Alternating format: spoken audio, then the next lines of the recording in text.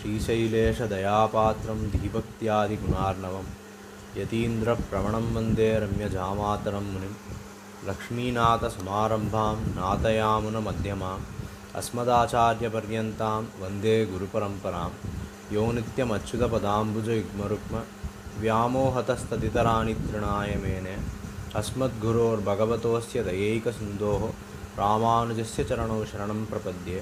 मातापिता युवतयस्तनया विभूतिः सर्वं यदेव नियमेन मदन्वयानाम् आद्यस्तनः कुलपतेर्वकुलाभिरामं श्रीमत्तदङ्घ्रीगुणं प्रणमामि मूर्ध्ना भूतं शरश्च महदाह्वयपट्टनाद श्रीभक्तिसारकुलशेखरयोगिवाहान् भक्ताङ्घ्रिरेणुपरकालयतीन्द्रमिश्रान् श्रीमत्पराङ्कुशमुनिं प्रणतोऽस्मि नित्यम्.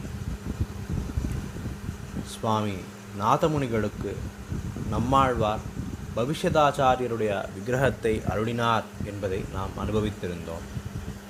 திருவாய்மொழியை நாதமுனிகளுக்கு உபதேசித்து பொலிக பொலிக பொலிக என்கிற பாசுரம் வந்ததும் உடையவருடைய வருகையை குறிப்பிட்டு கலியும் கடும் கண்டுகொன்மின் என்றதும் நாதமுனிகளிடம் இந்த பிரபன்ன குலத்திலே ஒரு மகானுபாவர் அவதாரம் செய்ய இருக்கிறார், அவராலே ஊரும் நாடும் வாழப்போகிறது என்று அருளி செய்தார்.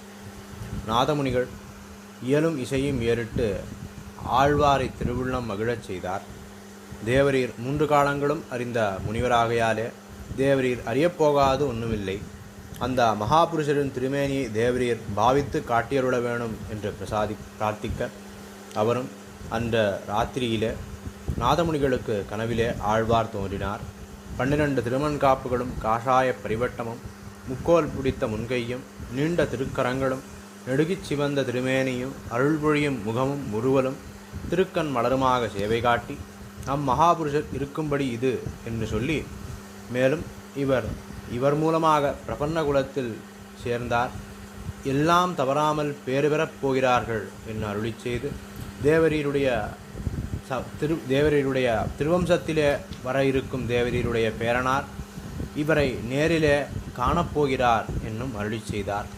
நாதமுனிகள் கண்விழித்து ஆழ்வார் திருவடிகளிலே தண்டன் சமர்ப்பித்து தேவரீருடைய திருமேனியை காட்டிலும் தேவரீர் அபிநயித்து காட்டிய எம்பெருமானாராகிய உடையவருடைய திருமேனி அமைப்பு மிகவும் ஈர்ப்பதாய் உள்ளது என்று சொல்ல, அதற்கு சுவாமி ஆழ்வார் நம்மாழ்வார் மிகவும் திருவுள்ளம் மலர்ந்து உலகமெல்லாம் இவ்வொருவரிடம் மேல் விழப்போகிறது என்று அருளி செய்து, மேலும் ஆழ்வார் சிற்பிகளின் கனவிலே தோன்றி பவிஷ்யதாச்சாரிய உருவகப்பை வெளிப்படுத்தி அவ்வாறு கண்டபடியே அந்த விக்கிரகத்தை நிர்மாணம் செய்யும்படி நியமிக்க பரம்பரையாக வரும் சிற்பிகள் திருப்புலியாழ்வார் அடியில் வந்து சரீர சோதனை பண்ணிக்கொண்டு ஆகார நித்திரைகளின்றி அல்லும் பகலுமாக பணியில் ஈடுபட்டு தாமிரபரணி தீர்த்தத்தை காய்ச்ச பவிஷ்யதாச்சாரிய விக்கிரகத்தை தேர்ந்தெடுத்தனர். நம்மாழ்வார் திருவடியில் அந்த திருமேனியை சுத்திபூர்வகமாக சேர்த்ததும் ஆழ்வார் ஒரு சக்தி விசேஷத்தை அத்திருமேனியில் புகுத்த அர்ச்சகர் மூலமாக அந்த விக்கிரகத்தை நாதமுனிகளிடம் சுவாமி நம்மாழ்வார் சேர்ப்பித்ததும் அர்ச்சகர் மூலமாகவே நாதமுனிகளுக்கு அருளப்பாடிட்டு, உம்முடைய குலத்திலே ஒருவர் ஆள வந்தார், இந்த திருமேனியை காணப்போகிறார், இந்த திருமேனிக்குரியவரை காணப்போகிறார், இந்த மகாபுருஷர் சக்கரவர்த்தி திருமகன் பட்டாபிஷேகம் செய்து கொள்ள பாரித்த மாதத்திலே 18ஆம் ஓத்திலே பிரதம உபாயம் பிறந்தார் போலே நம் பிறவி நாளைக்கேற பார்த்தால் 18ஆம் அவதியிலே சரம உபாயம் பிறக்கப் போகிறது, இவரை கண்டுகொண்டே இரும் என்று அருளி செய்து சன்மானங்கள் வழங்கி விடையொடுத்தருளினார். இந்த விஷயங்களை நாம் சரமோபாய நிர்ணயம் என்கிற கிரந்தத்தின் மூலமாக அறிகிறோம். இப்படி எம்பெருமானாராலே நாதமுனிகளுக்கு நம்மாழ்வாராலே நாதமுனிகளுக்கு வழங்கப்பட்ட பவிஷ்யதாச்சாரிய விக்கிரகம் நாதமுனிகளிடமிருந்து ஆளவந்தாருக்கு வந்து பின்னாளிலே ஆழ்வார் திருநகரியிலேயே மீண்டும் எழுந்தருளப் பண்ணார். இப்படி துருஷ்கர்களாலே ஆழ்வார் திருநகரி திருவரங்கம் முதலான திவ்ய தேசங்களுக்கு துன்பம் ஏற்பட அந்த படையெடுப்பின் போது நம்மாழ்வார் திருமேனி கோயிலை விட்டு நீங்கி பல்லாண்டுகள் வெளி மாநிலங்களிலே எடுத்து செல்ல பெற்று இறுதியில் திருக்கணாம்பி சேர அங்கிருந்து மீளவும் திருநகரியை அடைந்தபோது பவிஷ்யதாச்சாரிய திருமேனி பூமியில் புதைக்கப்பட்டிருந்தது வெளிப்பட்டது. அந்த திருமேனியை ராமானுஜ சதுர்வேதி மங்களத்திலே பிரதிஷ்டை செய்தார் அழகிய மணவாளன் பெருமாளுடைய ஆச்சாரியரான திருவாய்மொழி பிள்ளை. இது குறித்தான வாய்வழி வரலாறும் ஒன்று.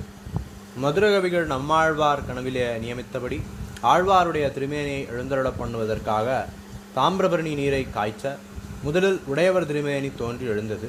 மதுரகவிகள் மானசீகமாய், இது உமது திருமேனி அல்லவே என்று ஆழ்வாரை வேண்ட, ஆழ்வாரும் இது பொலிக பொலிக திருவாய்மொழிக்கு விஷயமான பவிஷ்யதாச்சாரிய விக்கிரகம் கலியும் கெடும் கண்டுகொன்மின் என்னும்படி இவர் அவதரிக்கப் போகிறார், இவரையும் ஆராதியும், மீண்டும் தாமிரபரணி நீரை காய்ச்சும், நாம் அர்ச்சையாக ஆவிர்வவிக்கிறோம் என்று நியமிக்க மதுரகவிகளும் அவ்வாறே செய்ய உபதேச முத்திரையுடனே சுவாமி நம்மாழ்வார் திருமேனி ஆவிர்வவித்தது. மதுரகவிகள் நம்மாழ்வார் திருமேனியை திருப்புடியாழ்வார் அடியிலே பிரதிஷ்டை செய்து அருகில் பவிஷ்யதாச்சாரிய திருமேனியையும் நிலைநிறுத்தினார் என்ற பாடமும் உள்ளது. இப்படி பவிஷ்யதாச்சாரியருடைய சன்னதியை தனியாக ஒரு கோவிலாக ஏற்படுத்தி அதற்கு ராமானுஜ சதுர்வேதி மங்கலம் என்கிற ஒரு ஊராக பண்ணி அதை சுற்றி திருவீதிகளையும் நிர்மாணம் பண்ணி அங்கே ராமானுஜனை தொழும் பெரியோர்களையும் பிரதிஷ்டை செய்தார்.